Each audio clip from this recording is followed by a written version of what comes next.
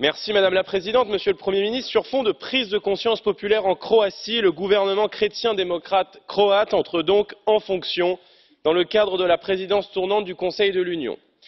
Immigration massive, dérégulation commerciale et concurrence intracommunautaire, ingérence dans le fonctionnement même d'États souverains, faiblesse diplomatique et technologique face aux leaders de la mondialisation, les présidents se succèdent, mais les politiques menées se ressemblent.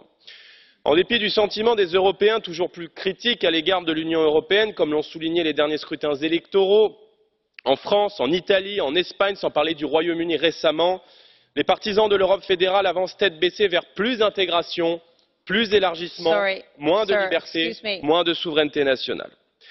L'entrée de la Croatie en 2013 dans l'Union, en pleine crise institutionnelle, eut des conséquences majeures pour des pans entiers de l'économie croate, comme pour les ouvriers de la construction navale, grande spécialité industrielle du littoral, et qui a dû faire face aux règles de la concurrence prétendument libre et non faussée.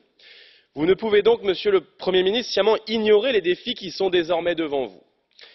Le programme que vous nous présentez ici n'a rien de révolutionnaire et, je le crains, ne changera rien dans le quotidien des peuples d'Europe.